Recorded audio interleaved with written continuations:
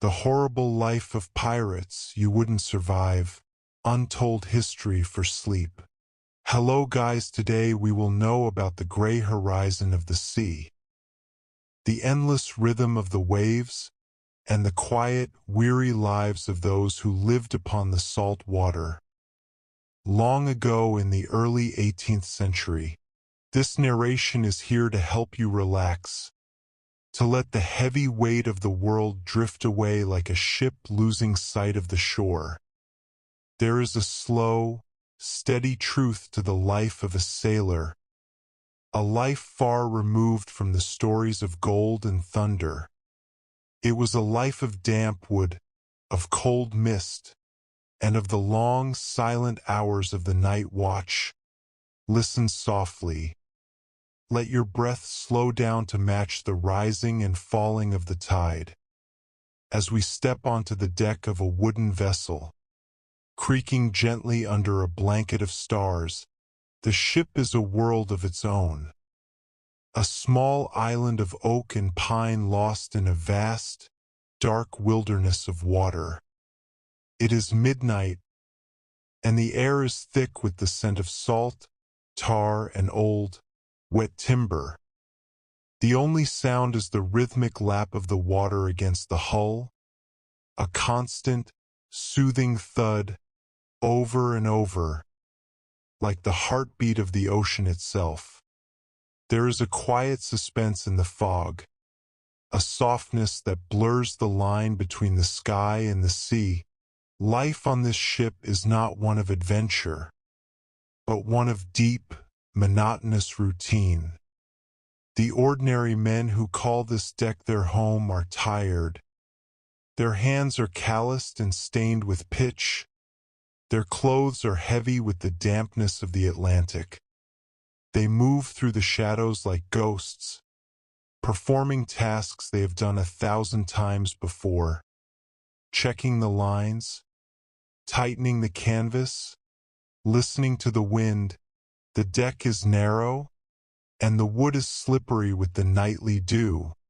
If you walk softly, you can feel the vibrations of the ship beneath your feet. Every beam has a voice, a low groan as the vessel leans into the swell. It is a language of weight and pressure, a sound that has lulled many generations to sleep. The masts reach up into the darkness, tall and silent, like skeletal trees in a drowned forest. Down below the main deck, the air changes. It becomes thick and heavy. It smells of hemp rope, stored grain, and the sour tang of damp wool. This is where the men live, in a space so cramped that the ceiling is always just inches above their heads. There are no private rooms, no soft beds, only the hammocks, swaying in unison with the movement of the sea. A hammock is a simple thing, a length of coarse canvas slung from the beams. It cradles the body, swaying back and forth, as the man inside drifts into a heavy, dreamless exhaustion. The sound of 30 men breathing together is like a soft wind, a collective sigh that fills the hold. They sleep in their clothes, their wool coats acting as blankets, their boots tucked beneath them. The meals on the ship are simple, and they never change. As the sun begins to thin the darkness of the east, the cook stirs a large iron pot. The smell of boiling oats and salted pork drifts through the hatch. The men eat from wooden bowls, using spoons carved from bone or scrap wood. The bread is hard, a biscuit made of flour and water that has been baked until it is as solid as stone. They dip it into the broth to soften it, eating slowly, savoring the warmth. Water is a precious thing. It is kept in large wooden casks in the dark corners of the hold. Over time, It grows stale and green with age. It tastes of the oak barrel and the long months since the last rain. The men drink sparingly. Their throats always a little dry. Their skin always a little tight from the salt in the air. There is no luxury here. Only the basic elements of survival. Work begins with the first light, a pale, gray glimmer that offers no warmth. The men climb the rigging, their bare feet gripping the wet ropes with practiced ease. They are high above the water, suspended in the mist. They untie the heavy sails, the canvas snapping softly as it catches the morning breeze. It is a slow process, a dance of knots and pulleys, a test of patience and grip. The clothing they wear is plain and worn, trousers of heavy duck or canvas, dyed a dull blue or left the color of unwashed wool, shirts that have been patched and mended until the original fabric is hidden. They wear silk handkerchiefs around their necks, not for fashion, but to wipe the salt and sweat from their brows.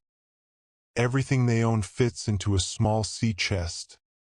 A few coins, a pipe, a wooden comb, a needle for mending sails.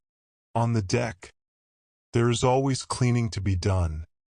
They use heavy stones called holy stones to scrub the wooden planks, pushing them back and forth, until the wood is white and smooth. The sound of the stone on the wood is a rhythmic rasp, a steady noise that fills the quiet hours of the morning. They move in lines, their heads bowed, their movements synchronized. The ship carries few animals, perhaps a few chickens in a wooden crate, or a goat for milk. Their voices are strange sounds in the middle of the ocean, a reminder of the green earth that is hundreds of miles away. The children on the ship, often young boys learning the trade, spend their days running messages, cleaning the small corners where the men cannot reach, and learning the names of every rope and every star. In the afternoon, the wind often dies down, and the ship sits in a great, flat calm. The sea becomes a sheet of glass, reflecting the white clouds and the slow-moving sun. The sails hang limp and heavy, and the silence becomes absolute. It is a heavy kind of peace, a time when the men sit on the deck, mending their clothes or carving small figures out of bone. They speak in low voices, telling stories of the ports they have visited, the narrow cobbled streets of Nassau, the foggy docks of London, the smell of roasting meat and the sound of carriage wheels on stone. These memories are like treasures, polished by repetition. They talk of the weather, the way the clouds gather before a storm, and the way the moon looks when it is full and low on the horizon. Transport at sea is a matter of wind and current. There are no engines, no steady power, only the whims of the atmosphere. They might sit for days in the same spot, watching the same patch of water, waiting for a ripple to break the surface. It is a lesson in patience, a life lived at the speed of nature. There is no hurry, for there is nowhere else to go. As the evening approaches, the sun sinks into the sea, turning the water into a field of liquid copper. The shadows of the masts stretch out across the deck, long and thin. The air grows cold again, and the men pull their heavy wool cloaks tighter. The night watch is chosen, the men who will stay awake while the others sleep, keeping their eyes on the dark line of the horizon. The night watch is a lonely time. A man stands at the bow, listening. He hears the water. He hears the creak of the wood. He watches the stars slowly rotate through the sky. Orion, the Great Bear, the North Star. They are his only guides, his only companions in the deep blue night. He thinks of nothing, letting his mind go as quiet as the air. The lamps are lit. Small lanterns with horn windows that cast a dim, flickering yellow light. They are hung in the cabin and the hold, casting long, dancing shadows against the beams. The light does not travel far. It only serves to highlight the darkness. The smell of burning oil mixes with the salt, a scent that means the day is truly over. One by one, the men disappear down the hatch. They return to their swaying hammocks, to the warmth of the collective breathing. The ship continues its journey, a slow, steady crawl across the face of the world. It does not matter where they are going, only that the ship is moving, only that the wood is holding, and the water is staying on the outside. The seasons change, but the sea remains the same. In the winter, the spray freezes on the ropes, making them thick and white like sugar. The men's breath comes in clouds, and their fingers grow numb as they work the canvas. In the summer, the sun beats down until the pitch melts out of the seams, and the air is a shimmering curtain of heat. But through it all, the routine remains. The slow, steady, monotonous life of the sea. There is a quiet dignity in this life, a resilience that does not require words. These men are not the pirates of the stories. They are not seeking glory. They are simply living, one day at a time, one wave at a time. They understand the power of the ocean, and they respect its silence. They have learned to find comfort in the small things. A warm bowl of porridge, a dry hammock, a steady breeze. As the narration fades, imagine the ship fading into the mist, the white sails becoming gray, then vanishing altogether. The sound of the water grows softer, a gentle, distant pulse. The stars are high and cold, and the world is asleep.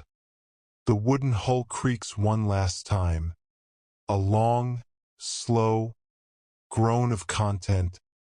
The night is deep, and the ocean is wide, and you are safe, drifting, swaying into the dark. The wind has died away. The water is still.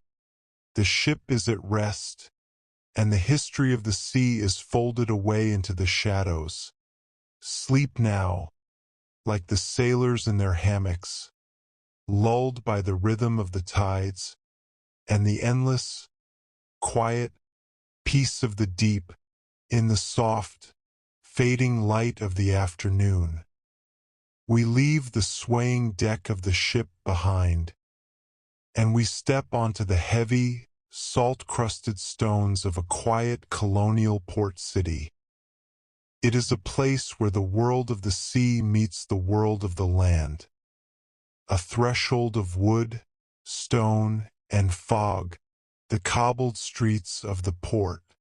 The streets are narrow, winding like the paths of a dream between tall, leaning buildings of brick and timber. The stones underfoot are smooth and rounded, worn down by the passage of heavy iron-rimmed wheels and the boots of 1,000 sailors. The air here is different. It is a thick mixture of sea salt, roasting coffee, and the earthy scent of damp horsehair. A low mist begins to roll in from the harbor. It clings to the corners of the houses, blurring the sharp edges of the world. It turns the iron street lamps into soft, glowing orbs of amber. The lamps are lit by hand. A man moves slowly from post to post with a small ladder and a flame, a quiet, repetitive task that signals the end of the working day. The sounds of the city are muffled by the fog, the distant ring of a blacksmith's hammer, the low rumble of a wooden cart carrying sacks of grain, the occasional clip-clop of a lone horse. Every sound is lonely and distinct, separated by long silences that feel as heavy as the mist itself. There is no hurry here. The city breathes with the tide, slow and certain, the quiet market square. In the heart of the town lies the market square. But as the evening nears, the bustling trade has subsided into a peaceful hush. The wooden stalls are being covered with heavy canvas sheets, tied down with thick hemp ropes against the nightly damp. The smell of the market lingers, dried herbs, smoked fish, and the sweet, dusty scent of hay. A few ordinary people move through the square, their shadows long and thin against the wet stones. A woman carries a basket of bread, the loaves wrapped in a plain linen cloth to keep them warm. A shopkeeper sweeps the front of his doorstep. The rhythmic swish-swish of the broom is a soothing, steady pulse. He stops for a moment, looking up at the gray sky, before retreating inside and bolting the door. The shops are small and cramped, their windows filled with simple things. Heavy iron kettles, rolls of coarse wool, jars of preserved fruit. There is no bright light to tempt the eye, only the soft glow of a single candle in the back of the room. The shopkeepers live above their stores, and you can see the faint light of their hearths flickering in the upper windows. A sign of warmth in the cooling twilight. The houses of the working people. The homes of the ordinary folk are modest, built close together for warmth. Inside, the ceilings are low, held up by massive oak beams that still carry the marks of the adze. The floors are made of wide pine planks, scrubbed clean and scattered with a thin layer of white sand to catch the moisture from the street. The main room is dominated by the hearth. It is the source of all comfort. A small fire of sea coal or seasoned oak burns steadily in the grate. The heat is dry and pleasant. It pulls the dampness from the clothes hanging nearby. A heavy iron pot sits on a trivet, the remnants of the evening porridge or a simple vegetable stew cooling inside. The furniture is plain. A sturdy table, a few benches, a wooden chest for linens. Everything is functional. Everything has a place. The children sit on the floor near the warmth. Their task is to mend the fishing nets or to card the raw wool. Their hands move with a slow, practiced rhythm, their eyes growing heavy as the heat of the fire settles over them like a blanket. The evening routine. As the darkness settles fully over the port, the family prepares for rest. They move with a quiet deliberation. The fire is banked with ash to preserve the core of the heat until the morning. The windows are shuttered tight against the night air. The world outside is forgotten, and the world inside becomes a small, safe sanctuary. The beds are tucked into alcoves or placed in the warmest corners of the upper rooms. They are filled with straw or dried heather. covered with heavy quilts made of scraps of old clothing. The texture is rough, but the weight is comforting. It presses down on the body, anchoring it to the earth. They do not read or speak much in the late hours. The light of a single rushlight, a dried reed dipped in fat, is all they have. It burns with a tiny, steady flame, casting a soft light that barely reaches the edges of the room. It is a light for thinking, for dreaming, for letting the mind drift away from the labors of the day. The silence of the harbor. Outside, the harbor has become a mirror for the stars. The tall ships are dark silhouettes against the velvet sky, their masts swaying almost imperceptibly as the tide turns. The watchmen on the docks walk their rounds. The sound of their heavy boots on the timber piers a slow, rhythmic drumbeat. The water is black and deep. It laps against the stone quay with a sound like a soft whisper. Hush, hush, hush. The city is asleep. The sailors in their taverns, the merchants in their brick houses, the laborers in their wooden cottages. They are all held in the same quiet embrace of the night. The fog grows thicker, wrapping the city in a cocoon of silence. The lights in the windows go out one by one, until only the street lamps remain, flickering in the mist. The world is still. The history of the day is written in the cooling embers of the hearths, and the morning is a long, peaceful distance away. Rest now. Feel the stillness of the stone beneath you, the warmth of the hearth beside you, and the rhythm of the sea in the distance. You are safe in the heart of the past, where time moves slowly, and the night is a long, gentle promise.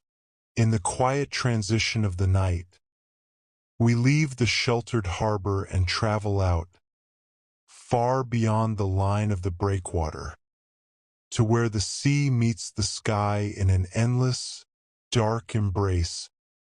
There, perched upon a jagged spine of granite, stands the lighthouse, a solitary pillar of white stone against the vast, shifting shadows of the Atlantic. The lighthouse on the outer rocks. The life of the keeper is a life of profound silence, a world measured by the turning of a great glass eye. Inside the tower, the air is cool and smells of iron, brass, and the sharp tang of whale oil. The walls are thick, carved from the very heart of the earth to withstand the weight of the winter gales. But tonight, the sea is calm, a vast, breathing expanse of indigo. The keeper moves with a slow, rhythmic gait, his boots echoing softly on the spiral iron stairs. Clink, clink, clink. It is a long climb to the lantern room, but he does not hurry. In this place, time is not a master, but a companion. He stops at each landing to catch his breath, looking out through the small, thick windows at the moon silvering the crests of the waves. The lantern room at the top is a cathedral of glass. Here, the light is born. A steady, unwavering flame sits at the center of the great Fresnel lens. The glass is a masterpiece of prisms, catching the small fire and stretching it out into long, searching fingers of gold that reach miles into the dark. The lens rotates slowly, driven by a system of heavy clockwork weights that descend through the center of the tower. A soft, mechanical tick, tick, tick, that marks the pulse of the night, the keeper's daily labors. His work is a series of quiet, repetitive devotions.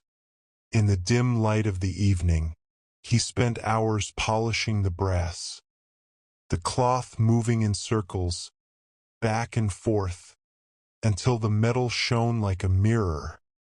He trimmed the wicks with silver shears, ensuring the flame would burn clean and true without smoke. Every movement is deliberate. Every task is a prayer for the safety of those he will never meet. Down in his small living quarters at the base of the tower, the world is compact and orderly. A single wooden chair sits by a small iron stove. The fire inside is low, casting a warm, orange glow across the whitewashed walls. On the table lies a heavy logbook, its pages filled with the neat, monotonous script of years. Wind northwest, sea calm, light burning bright. His meals are simple and taken in solitude. A tin of salt beef, a hard biscuit, perhaps a potato roasted in the embers of the stove. He eats slowly, listening to the sound of the water rushing through the gullies below. It is a lonely life, but it is not a lonely heart.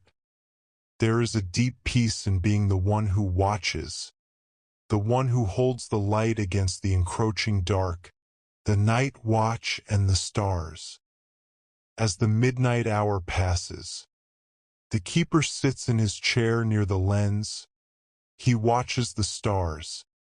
They seem closer here, away from the smoke and lamps of the city. The Milky Way is a river of crushed diamonds spilled across the black velvet of the firmament. He knows the constellations by name. They are his oldest friends, moving in their slow, eternal dance above the mastheads of the world. The silence of the tower is absolute, broken only by the occasional cry of a nesting gull or the distant, muffled boom of a wave hitting the windward side of the rock. The keeper's eyes grow heavy, but he does not sleep. He remains in a state of soft, waking dreams, his mind drifting back to the green fields of his youth, the scent of clover, the sound of a church bell, memories that are kept fresh by the deep stillness of the longhouse, where the shadows have lived for many months. There comes a subtle change, a quiet shift in the air that only those who live by the seasons can truly feel, the thinning of the dark. The transition begins not with light, but with a change in the sound of the wind. The sharp, whistling shriek of the Arctic gale begins to soften. It becomes a low, steady hum, a sighing across the roof thatch. The frost on the heavy wooden door no longer grows thicker each night. Instead, it begins to turn translucent. Inside, the family stirs at the usual time, but there is a new quality to the silence. The children wake and look toward the smoke hole in the roof. For the first time in many weeks, the patch of sky is not a deep, impenetrable black. It is a bruised, dusty violet, the color of a dream waking up. The grandmother, sitting by the hearth, stops her spinning for a moment. She tilts her head, listening to the eaves. She hears the first, heavy thud of snow sliding off the roof. It is a slow, wet sound, a sign that the iron grip of the frost is beginning to loosen its hold, the first pale glimmer. Then, it happens. The men open the heavy door to check the livestock, and instead of the usual wall of darkness, a sliver of pale, watery light touches the earthen floor. It is not the bright gold of summer. It is a fragile, silver-gray light, a ghost of the sun, The world outside is still white, but the snow is no longer flat and dead. It sparkles with a billion tiny crystals, reflecting the light that is creeping over the jagged peaks of the fjord. The air is still cold, bitingly cold, but it carries the scent of damp stone and distant salt spray. The sea is waking up. The people step out into the light, blinking their eyes. Their skin is pale from the long months of shadow. They stand in silence, watching the horizon. They do not cheer. They simply breathe, a long, collective exhale that has been held since the first frost of autumn. The awakening of the village. The rhythm of the village begins to quicken, though only slightly.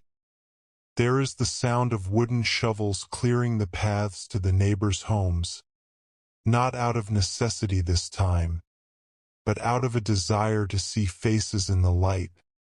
The smoke from the various longhouses rises straight into the air. Pillars of gray against the brightening sky.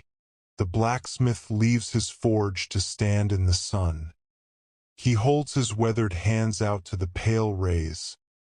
The metal of his tools seems to catch the light, reflecting the promise of new work. The woodcarver brings his unfinished chair out to the entryway, looking at his intricate knots in the true light, seeing where the grain needs one last touch of the knife. The children are the first to run, their feet crunching through the crust of the snow. They look for the tips of the willow trees, searching for the first pussy willow buds. The silver firs that signal the sap is beginning to rise. They are like the buds themselves, small lives ready to bloom after the long, cold sleep. The preparation for the sea. Down at the shore, the transition is most visible. The ice that choked the fjord is beginning to crack. Long, deep booming sounds echo through the valley, like the beating of a great drum. The men gather around the sleeping longships. They begin to clear away the protective brush. They check the hulls for cracks. They run their hands over the tarred planks. The smell of pine pitch and old rope fills the air. It is the smell of the journey, the smell of the spring. They work slowly, methodically, preparing the vessels that will soon carry them across the gray waters. The women begin to bring the heavy wool blankets outside. They hang them over wooden rails to let the cold, fresh air blow through the fibers. The scent of wood smoke begins to lift from the fabric, replaced by the crisp, clean smell of the melting snow. It is a cleansing, a shedding of the winter's skin, the promise of the soil. In the small patches of earth near the walls, where the snow melts first, the ground is black and sodden, but beneath the mud, the life is waiting. The people look at the land not as a frozen waste, but as a mother about to wake. They prepare the simple wooden plows, checking the blades. They talk of barley and rye, of the timing of the seeds. There is a deep, quiet excitement, a steady pulse of hope. The winter was a time of internal stories, but the spring is a time of outward action. The sun stays a little longer each day. A few more minutes of silver light, a few more breaths of softening air. The transition is not a leap. It is a slow, graceful walk from the shadows into the light, and the people walk with it, step by step, heartbeat by heartbeat, returning to rest. As the first long day ends, and the twilight lingers in a beautiful endless blue, the family returns to the longhouse. The fire is still there, but it feels different now. It is no longer the only source of life. It is a companion to the sun. The sleep that night is different. It is lighter, filled with the sounds of the melting world. The drip, drip, drip of water from the eaves. The distant groan of the ice. The soft stirrings of the animals who sense the coming grass. You can feel that transition too.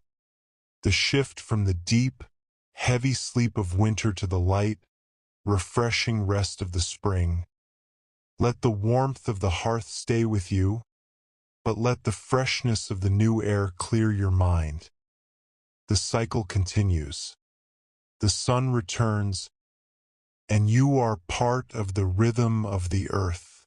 Rest now, in the light of the waking north. The morning is coming, and it is beautiful,